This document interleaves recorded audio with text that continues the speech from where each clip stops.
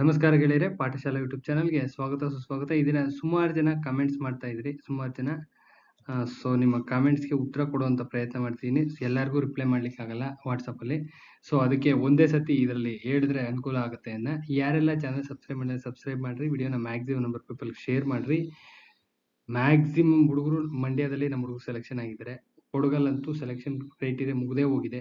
ಇಂಟರ್ವ್ಯೂಗೆ ಇಲ್ಲಿ ಮಂಡ್ಯದಲ್ಲಿ ಸುಮಾರು ಜನ ಸೆಲೆಕ್ಷನ್ ಆಗಿದ್ದಾರೆ. ಯಾರಿಗಾದ್ರೂ PDF ಮೆಟೀರಿಯಲ್ ಬೇಕಿದ್ರೆ, ಅವಶ್ಯಕತೆ ಇದ್ರೆ ಪರ್ಚೇಸ್ ಮಾಡಿ, ತಗೊಳ್ಳಿ, ಓದ್ಕೊಳ್ಳಿ. 100% ಸಕ್ಸಸ್ ಆಗ್ತೀರಾ. 100% ಸಕ್ಸಸ್ ಆಗ್ತೀರಾ. 1000% ಹೇಳ್ತೀನಿ, ಆರಾಮ್ಸೆ ಈಸಿಯಾಗಿ ಸಕ್ಸಸ್ ಆಗ್ತೀರಾ. 150 ಕ್ವಶನ್ಸ್ ಆರಾಮ್ಸೆ ಅಟೆಂಡ್ ಮಾಡ್ಬೋದು. ಆರಾಮ್ಸೆ 150+ ಆರಾಮ್ಸೆ ಬರುತ್ತೆ. ಚೆನ್ನಾಗಿ ಓದಿ.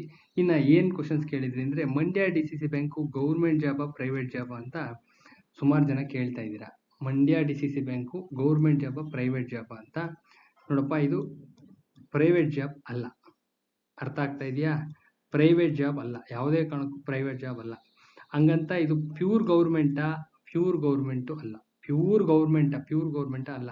ನಿಮ್ಮ ಬೋರ್ಡ್ಸ್ ಮತ್ತೆ ಕಾರ್ಪೊರೇಷನ್ಸ್ ಬರ್ತವೆ, ಗೊತ್ತಾ? ಬೋರ್ಡ್ಸ್ ಅಂಡ್ ಕಾರ್ಪೊರೇಷನ್ಸ್ ಅಂತ ಬರ್ತವೆ.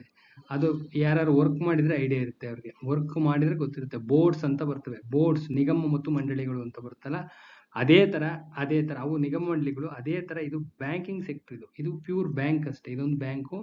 ಇದು ಕೋಆಪರೇಟಿವ್ ಡಿಪಾರ್ಟ್ಮೆಂಟ್ ಅಂಡರ್ ಅಲ್ಲಿ ಬರುತ್ತೆ. ಕೋಆಪರೇಟಿವ್ ಡಿಪಾರ್ಟ್ಮೆಂಟ್ ಅಂಡರ್ ಅಲ್ಲಿ ಅಪೆಕ್ಸ್ ಬ್ಯಾಂಕ್ ಬರುತ್ತೆ. ಅಪೆಕ್ಸ್ ಬ್ಯಾಂಕ್ ಅಂಡರ್ ಅಲ್ಲಿ ಬರ್ತಕ್ಕಂಥ ಒಂದು ಬ್ಯಾಂಕ್. ಪ್ರತಿ ಡಿಸ್ಟ್ರಿಕ್ಟ್ ಅಲ್ಲೂ ಒಂದೊಂದು DCC ಬ್ಯಾಂಕ್ ಇರುತ್ತೆ. ಜಸ್ಟ್ ಇದು ಯಾವ ರೀತಿ ವರ್ಕ್ ಆಗುತ್ತೆ ಅಂದ್ರೆ, ನಿಗಮ ಮತ್ತು ಮಂಡಳಿಗಳ ತರ ವರ್ಕ್ ಆಗುತ್ತೆ.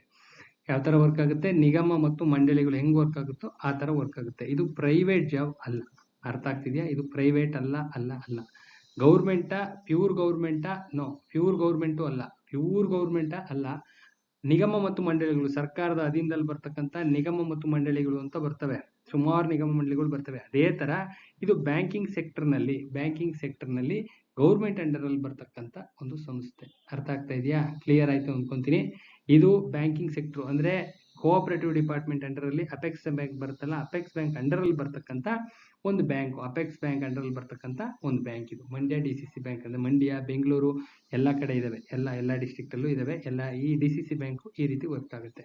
ಒಂದು ಕ್ವಶನ್ಗೆ ಆನ್ಸರ್ ಸಿಕ್ತು ಅನ್ಕೊಂತೀನಿ. ಕ್ಲಿಯರ್ ಆಗಿದೆ ಅನ್ಕೊಂತೀನಿ. ನಿಗಮ ಮತ್ತು ಮಂಡಳಿಗಳ ರೀತಿ ವರ್ಕ್ ಆಗುತ್ತೆ. ಅರ್ಥ ಆಗ್ತಿದೆ? ಇದು ಬ್ಯಾಂಕ್ ಅಷ್ಟೇ. ಇದೊಂದು ಬ್ಯಾಂಕ್, ಪ್ಯೂರ್ ಬ್ಯಾಂಕ್. ಇದು ಬ್ಯಾಂಕಿಂಗ್ ಸೆಕ್ಟರ್ ಅಲ್ಲಿ ಹೆಂಗ್ ವರ್ಕ್ ಆಗುತ್ತೋ ಆ ತರ ವರ್ಕ್ ಆಗುತ್ತೆ. ಇದು ಪ್ರೈವೇಟ್ ಜಾಬ್ ಅಲ್ಲ. ಆಯ್ತಲ್ಲ? ನೆಕ್ಸ್ಟ್ ನಿಮ್ಮ ಪೇ ಸ್ಕೇಲ್ಸ್ ತಗೋಣ. ಪೇ ಸ್ಕೇಲ್ ತುಂಬಾ ಕ್ವಶನ್ಸ್ ಬಂದಿದಾವೆ. ಸುಮ್ಮನೆ ಹೇಳ್ತಾ ಹೋಗ್ತೀನಿ ನೋಡ್ರಿ. ಜೂನಿಯರ್ ಅಸಿಸ್ಟೆಂಟ್, ಡ್ರೈವರ್, ಅಟೆಂಡರ್ ಏನಿರುತ್ತೆ ಅಂತ ಲೆಕ್ಕ ಹಾಕೋಬೇಕು. ನೀವೇನೆ ಲೆಕ್ಕ ಹಾಕ್ಬೇಕು. ನಾನೆಲ್ಲ ಲೆಕ್ಕ ಹಾಕೋದು, ಯಾರು ಹೋಗ್ತಿರೋ ಅವ್ರು ಲೆಕ್ಕ ಹಾಕ್ಬೇಕು. ಅರ್ಥ ಆಗ್ತಾ ಇದೆಯಾ? ಹೇಳ್ತೀನಿ ಹೆಂಗೆ ಅಂತ.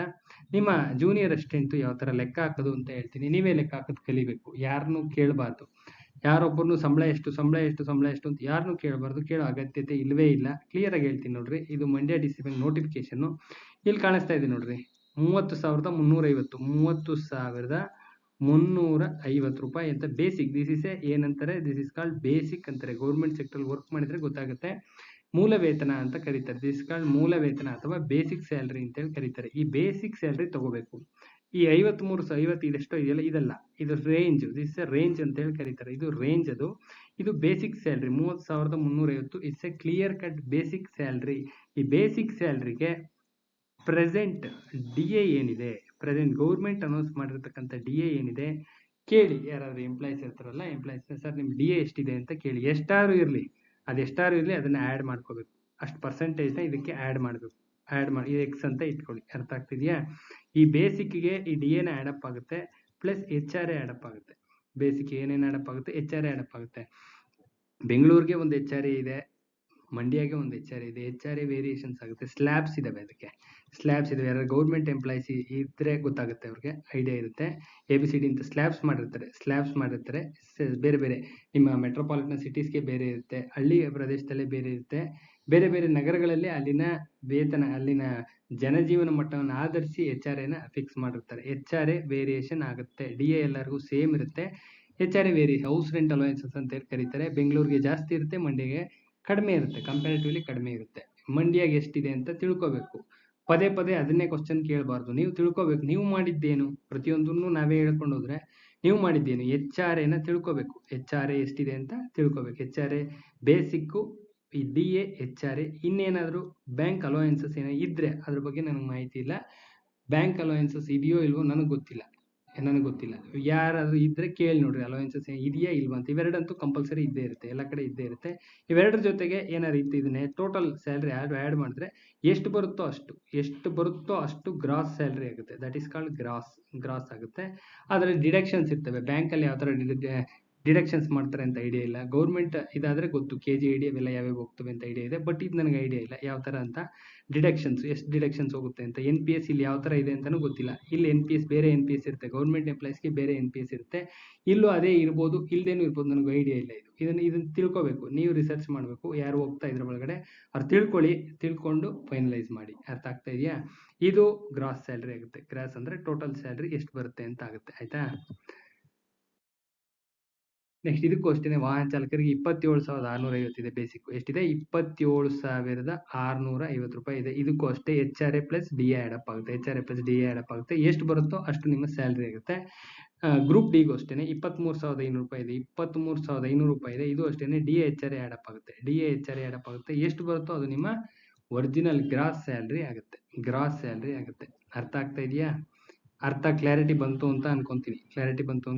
ಮತ್ತೆ ಏನೇನು ಡಾಕ್ಯುಮೆಂಟ್ಸ್ ತೊಗೊಂಡೋಗ್ಬೇಕು ಮರ್ತ್ಬಿಟ್ಟಿದ್ದೆ. ಡಾಕ್ಯುಮೆಂಟ್ ಏನೇನು ಅಂತ ಕೇಳ್ತಾ ಇದ್ರಿ. ನಿಮಗೆ ಲೆಟರ್ ಬಂದಿರುತ್ತೆ, ಇಂಟರ್ವ್ಯೂ ಲೆಟರ್ ಬಂದಿರುತ್ತೆ. ಏನು ಲೆಟರ್ ಬಂದಿರುತ್ತೆ? ಇಂಟರ್ವ್ಯೂದು ಲೆಟರ್ ಮನೆಗೆ ಬಂದಿರುತ್ತೆ. ಇಂಟರ್ವ್ಯೂ ಲೆಟರ್ನ ಓಪನ್ ಮಾಡ್ರಿ. ಇಂಟರ್ವ್ಯೂ ಲೆಟರ್ನ ಓಪನ್ ಮಾಡಿದಾಗ ಅಲ್ಲಿ ಏನೇನು ಇನ್ಸ್ಟ್ರಕ್ಷನ್ಸ್ ಕೊಟ್ಟಿರ್ತಾರೆ, ಮೂಲ ದಾಖಲಾತಿಗಳನ್ನು, ಏನೇನು ಮೂಲ ದಾಖಲೆ ಈ ಪರ್ಟಿಕ್ಯುಲರ್ ಪೋಸ್ಟ್ಗೆ ಕಿರಿಯ ಸಹಾಯಕರು ಅಂತ ಎಕ್ಸಾಂಪಲ್. ಕಿರಿಯ ಸಹಾಯಕರಿಗೆ ಏನೇನು ಮೂಲ ದಾಖಲಾತಿಗಳು ಪರ್ಟಿಕ್ಯುಲರ್ ಆಗಿ ಬೇಕು ಅಂತ ಅವ್ರು ಕೇಳಿರ್ತಾರೆ, ಅಥವಾ ಏನೇನು ಅಪ್ಲೈ ಮಾಡಿರ್ತೀರ ಅದಷ್ಟನ್ನು ತೆಗೆದುಕೊಂಡು ಹೋಗ್ಬೇಕು. ಅಲ್ಲಿ ಏನೇನು ಕ್ರೈಟೀರಿಯಾ ಹೇಳಿರ್ತಾರೆ ಅಷ್ಟು ಫುಲ್ಫಿಲ್ ಮಾಡಬೇಕು. ಇನ್ನೊಂದು ವಿಡಿಯೋದಲ್ಲಿ ಹೇಳಿದ್ದೀನಿ, ಅದು ಚೆಕ್ ಮಾಡ್ಕೊಳ್ಳಿ. ಅಷ್ಟು ತೊಗೊಂಡು ಹೋಗ್ಬೇಕು. ಅಷ್ಟನ್ನು ತೆಗೆದುಕೊಂಡು ಹೋಗಿ, ಆರಾಮ್ಸೆ ತೆಗೆದುಕೊಂಡು ಹೋಗಿ ನೀಟಾಗಿ ಅಟೆಂಡ್ ಮಾಡಿ, ನೀಟಾಗಿ ಅಚ್ಚುಕಟ್ಟಾಗಿ ಅಟೆಂಡ್ ಮಾಡಿ. ನಿಮ್ಮ ಇಂಟರ್ವ್ಯೂನಲ್ಲಿ ಕೋಆಪರೇಟಿವ್ ರೆಡಿ ಆಗಿರ್ರಿ. ಕೋಆಪರೇಟಿವ್ ಇನ್ ಜನರಲ್ ಇಂಟರ್ವ್ಯೂನಲ್ಲಿ ಕ್ವಶನ್ಸ್ ಏನು ಬರುತ್ತೆ ಯಾರು ಹೇಳಲಿಕ್ಕಾಗಲ್ಲಮ್ಮ. ಇದೇ ಕ್ವಶನ್ ತೆಗಿತಾರೆ, ಹಿಂಗೆ ಬರುತ್ತೆ, ಇದಿದೆ ಕ್ವಶನ್. ಅದಕ್ಕೆ ಯಾವುದೇ ಸಿಲೆಬಸ್ ಇದೆಯಾ? ಇಲ್ಲ. ಸಿಲೆಬಸ್ ಇದ್ರೆ ಮಾತ್ರ ಹೇಳ್ಬೋದು ಈ ರೀತಿ ಬರ್ಬೋದು ಅಂತ. ಇಲ್ಲ ಅಂದ್ರೆ ಪ್ರೆಡಿಕ್ಟ್ ಮಾಡೋದು ತುಂಬಾ ಕಷ್ಟ. ಬಟ್ ಇನ್ ಜನರಲೈಸ್ಡ್ ಆಗಿ ಮಾತಾಡ್ಬೋದು ಅಂದ್ರೆ ಕೋಆಪರೇಟಿವ್ ಬಗ್ಗೆ ಕ್ವಶನ್ಸ್ ತೆಗಿತಾರಮ್ಮ. ಕೋಆಪರೇಟಿವ್ ರೆಡಿ ಆಗಿರಿ. GK ಬಗ್ಗೆ ತೆಗಿತಾರೆ. ಇನ್ ಜನರಲೈಸ್ಡ್ ಅಷ್ಟೇ ನಾನು ಹೇಳ್ತಾ ಇರೋದು. GK ಬಗ್ಗೆ ತೆಗಿತಾರೆ. ಪ್ಲಸ್ ಬೇಸಿಕ್ ಡಿಗ್ರಿ ಏನು ಓದಿರ್ತೀರಾ, ಬೇಸಿಕ್ ಡಿಗ್ರಿ ಏನು ಓದಿರ್ತೀರಾ, ಆ ಡಿಗ್ರಿ ಮೇಲೆ ಕ್ವಶನ್ಸ್ಗಳು ಬೀಳ್ತವೆ. ಇದಿಷ್ಟು ರೆಡಿಯಾಗಿ ಹೋಗ್ರಿ. ಮಿಕ್ಕಿದ್ ಇನ್ನೂ ಏನಾದ್ರು ಎಕ್ಸ್ಟ್ರೀಮ್ ಆಗಿ ಕೇಳಿದ್ರೆ ಯಾರು ಏನೂ ಮಾಡೋಕ್ಕಾಗೋದಿಲ್ಲ. ಅದನ್ನ ಫೇಸ್ ಮಾಡಿ, ಧೈರ್ಯವಾಗಿ ಸಮಾಧಾನವಾಗಿ ಅಟೆಂಡ್ ಮಾಡಿಬಿಟ್ಟು ಬನ್ನಿ. ಎಲ್ಲರಿಗೂ ಒಳ್ಳೇದಾಗಲಿ ಅಂತ ಹೇಳ್ತಾ ವಿಡಿಯೋನ ಎಂಡ್ ಮಾಡ್ತಾ ಇದ್ದೀನಿ.